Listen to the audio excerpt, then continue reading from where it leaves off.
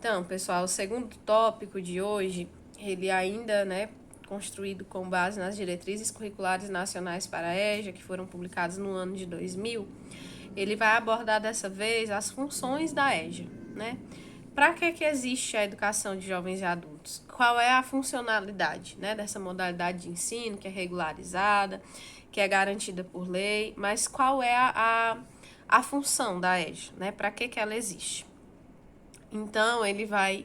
A autora, né, na verdade, eu falo ele que é o livro e ela a autora. Mas, enfim, a autora, ela vai trazer, né, algumas dimensões dessas funções para a gente fazer uma reflexão, tá bom? Então, primeiro, antes dela chegar nas 3 funções que ela, né, sintetiza, ela vai falar de 2 palavras, né, importantes quando a gente vai pensar na função da EJA, que é a diferença, certo? No modelo pedagógico da EJA, a gente tem que assegurar essas 2 palavras, né, que a gente vai discutir agora, que é a diferença e que é a equidade, certo? Diferença e equidade, né, tá aqui no meu mapa textual.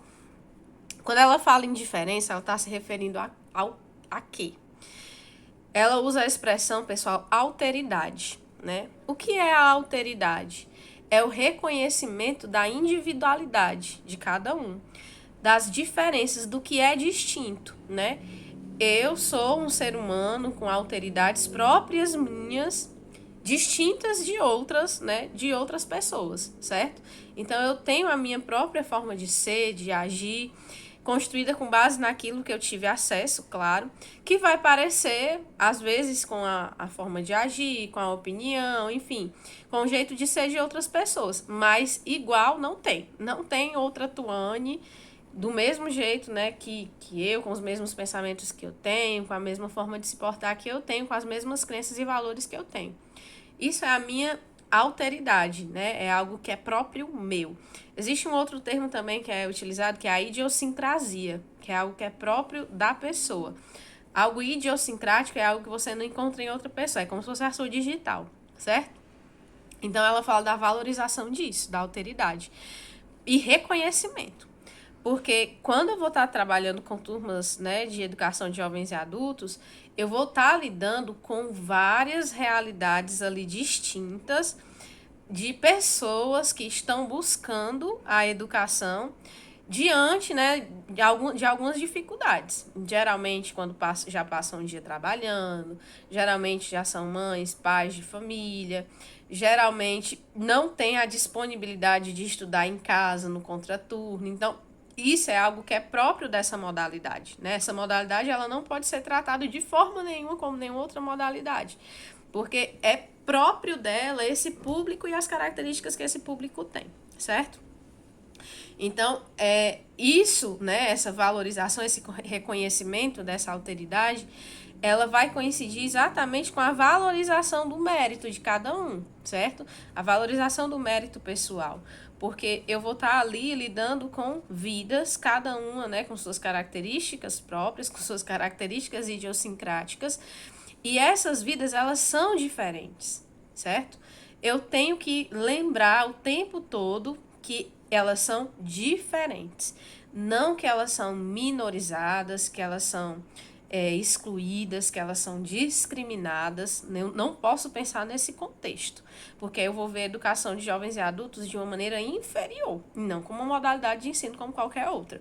Mas eu não posso esquecer que é uma modalidade que tem sim as suas diferenças, principalmente por conta do público e da carga horária que ela oferta, certo? Então, essa é uma das palavras que regem, né, aí a função. Outra palavra que a autora cita é a palavra equidade, que muitas vezes a gente confunde com igualdade, né? A equidade, ela vai além da igualdade, porque ela vai pensar na igualdade de oportunidades.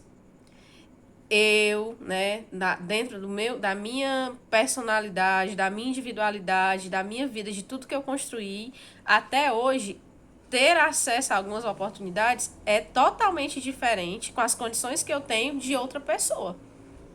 Cada pessoa tem as suas características de acesso às oportunidades. Isso, por exemplo, eu ter acesso, por exemplo, eu, Tuane, hoje vou concorrer a um concurso público para uma vaga que pede ensino médio, certo? Eu vou ter uma vantagem em cima das pessoas que são o público-alvo desse concurso. Porque eu não estou concorrendo com essas pessoas no mesmo par de igualdade. Então, eu diria que no momento desse não estaria acontecendo a equidade. A gente vivenciou isso no concurso público de Banabuiú, né? Vocês devem estar fazendo aí a referência, porque em cargos, por exemplo, que exigiam um ensino fundamental, a gente teve conhecimento que pessoas formadas, graduadas fizeram. É tanto que o nível para inserção, né, dentro do número de vagas foi muito alto. Prova com 40 questões, conseguiu entrar no número de vagas, quem acertou 38, 39, né? Então, isso não é equidade, né? Isso não é dar as mesmas chances para pessoas que estão em condições diferentes, certo? Então, a equidade é a igualdade de direitos, mas também de oportunidades, considerando as diferenças, considerando a realidade de cada um, certo? Então, não pode dizer, todo mundo tem acesso à escola. Sim, a matrícula, né, gratuita, ela é ofertada para todos. Mas, infelizmente, alguns não podem ter acesso à escola no formato que ela é oportunizada. Por isso, por exemplo, que existe a educação de jovens e adultos, né? Porque é para atender um público que naquele formato regular não pode estar participando, né, das aulas. Aqui eu coloquei outra oração, quando diz assim, né, em relação à equidade. É um patamar igualitário de formação. É tentar garantir na educação de jovens e adultos um patamar igualitário de formação. Eu tenho meus estudantes, cada um com as suas diferenças, mas eu não posso, de forma nenhuma, negar o acesso à formação a esses estudantes. Ou então, dar direito a um e não dar direito ao outro, né? Enfim, tem que colocar todos no mesmo patamar, né, de acesso a essa informação, para que todos possam acessar da sua melhor maneira, né, dentro das suas características, certo? Aí a gente vai falar agora das funções. A autora, ela traz 3 funções, certo? A função reparadora, a função qualificadora e a função equalizadora. Vou falar primeiro da função equalizadora, porque está muito dentro da definição de equidade, né? Essa função equalizadora, pessoal, vem de equalizar, né? Equalizar está dentro do mesmo radical aí de equidade. É você ter a igualdade respeitada, e dentro dessa igualdade respeitada, você dar acesso e dar condições aos estudantes de EJA de ter os mesmos direitos que qualquer outra pessoa. Por exemplo, de inserção no mercado de trabalho. Quando eu desenvolvo essa função equalizadora da EJA, quando eu permito que ela aconteça, melhor dizendo, eu, por exemplo, garanto que um estudante de EJA, ele tenha condições, por exemplo, de acessar o mercado de trabalho, assim como o estudante que está finalizando o 3º ano, certo? E isso é muito importante a gente não esquecer, porque da mesma forma a universidade, né, por exemplo, é importante a gente não esquecer, porque às vezes as pessoas pensam, mas quem estudou terminando a EJA não vai conseguir acessar a faculdade, não vai conseguir passar no concurso público, porque a educação de jovens e adultos é uma modalidade menor, que acontece, né, em menos tempo. De forma alguma. A função da EJA, ela é equalizadora, então ela tem que dar as mesmas condições, certo? E é tanto que nós temos vários exemplos de pessoas que concluíram com a EJA e que tiveram, sim, acesso ao mercado de trabalho, talvez até em condições melhores, né, do que pessoas que terminaram a educação pelo ensino regular, tá certo? Então, é uma função muito importante, pessoal, porque ela fala sobre direito social, ela fala sobre igualdade social, ela fala sobre condições de acesso, né? Então, é importante que todos os estudantes da EJA, eles tenham essas condições de inserção no mercado de trabalho ou na universidade, né? Caso seja o desejo dele. A outra função é a função qualificadora, que a gente costuma dizer, né, que é o próprio sentido da EJA. O sentido da EJA é qualificar, mas qualificar em qual sentido? No sentido de uma educação permanente que vai estar construindo o ser humano. Aquele conceito lá do ser humano incompleto, né? Do ser humano em construção, de Paulo Freire. Quando eu recebo um estudante de EJA, Eu tenho que ter a plena consciência que ele é um ser humano em construção. Se ele é um ser humano em construção, ele já tem algo a contribuir, né? Mas ele também não está concluído. Ele precisa crescer, ele precisa se desenvolver. E através da educação permanente que a EJA oferta, é onde eu vou estar qualificando essa pessoa, vou estar qualificando esse jovem e esse adulto, certo? Então também não posso me desvirtuar dessa corrente, eu não posso esquecer disso. O estudante que está lá à noite, né, cansado muitas vezes, que já chega atrasado, que quer que a aula termine mais cedo, ele não pode perder essa função. Porque se a gente tratar como, vamos fazer aqui de qualquer jeito, vamos levando aqui, né, para minimizar, porque os meninos estão cansados, já trabalham o dia todo. Enfim, pensar eles de uma maneira inferior. Se eu fizer isso, eu não vou estar qualificando aquele jovem. Eu não vou estar qualificando aquele adulto. E a EJA vai perder o sentido dela. Porque se ele está buscando, é porque ele quer essa qualificação. Certo? É porque ele quer. E aí é importante a gente sempre lembrar, sim, do público que nós temos, mas de forma nenhuma inferiorizá-lo. Eu lembro de uma situação que, numa turma de EJA, um tempo atrás, no liceu, e aí teve uma professora que passou umas atividades, se não me engano, era até em disciplinas de ciência da natureza, que eles acharam muito difícil, né? Mas eu não consigo, mas isso aqui não vai dar, isso aqui eu não consigo.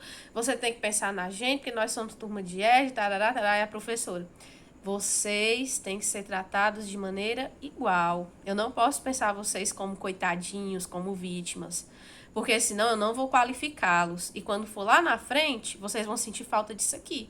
Porque isso aqui vai estar sendo cobrado num vestibular, vai estar sendo cobrado no Enem. Então, por que eu vou deixar isso aqui de lado, esse conteúdo de lado, por achar que vocês não são capazes de aprender? De forma nenhuma, vocês são capazes. Nas condições que são um pouco mais difíceis de acesso, sim, né? Porque é muito trabalho. Mas são capazes, a gente não pode deixar de qualificar esses estudantes, certo? E por último, a função reparadora. A função reparadora, pessoal, ela vai falar de algo muito importante, que é propiciar a esse estudante um direito que lhe foi negado algum tempo atrás, né? Não é uma reparação no sentido de uma dívida que a gente tem que está pagando, não. É uma reparação no sentido de um direito. É a garantia de um direito. Uma discussão muito parecida é feita, por exemplo, em relação às cotas, né, para negros, enfim, que gera uma polêmica enorme. Muitas pessoas são contra, porque acham que eles têm que ter a mesma igualdade. Mas eles tiveram esse direito negado, né, anteriormente. Os negros, os índios, eles passaram por situações de opressão. A nossa história comprova isso. Então, eles não têm igualdade de acesso. Historicamente, eles não tiveram. Então, as cotas é uma forma de reparar essa dívida, né, social que nós temos com eles, certo? A EJA, ela tem essa função também. Eu estou pensando uma modalidade de ensino para adequar a realidade daquelas pessoas que no tempo que deveriam não tiveram acesso à educação, né? Então, é propiciar esse direito negado, é trazer essa igualdade, que não é só uma igualdade social, é uma igualdade ontológica, certo? A ontologia, ela é um conceito da metafísica que vai falar que cada ser tem que ser visto na sua realidade, né? Dentro das suas características próprias, dentro da sua realidade. Então, assim, é trazer essa igualdade ontológica para aquele ser que em um determinado momento de sua vida não pôde ter acesso à educação por diversos fatores, como vocês viram. Violência, gravidez, drogas, enfim, necessidade de trabalhar. Essas condições fizeram com que essas pessoas não tivessem acesso na idade, né, que deveriam. Então, a gente tem que reparar, né, essa dívida, né, a sociedade, ela tem que dar garantias para que todo mundo tenha acesso, seja na idade certa ou não. Aliás, o que é uma idade certa para estudar, não é verdade? Acho que todos nós temos sim, que já que somos seres humanos em construção o tempo todo dia é dia de estudar, todo dia é dia de buscar o que deixou para trás, todo dia é dia de tentar o novo, né, de tentar se transformar, de tentar melhorar enquanto ser humano, né? Então, eu finalizo, né, esse tópico fazendo essa reflexão, certo? e dizer que a autora ela é muito humana quando ela traz, né, esses pensamentos. Não delas, claro, ela traz os pensamentos das diretrizes curriculares nacionais, um documento norteador, né? Ou seja, em todos os estados da federação, a EJA tem que ser vista com essas funções e a gente vê que ainda há muito a evoluir. Quando eu estava, né, pesquisando sobre a legislação da EJA, eu fui pesquisar aqui no nosso estado, né, o que tinha de documento, o que tinha de legislação, e o nosso estado não tem nada a acrescentar ao que já tem a nível nacional.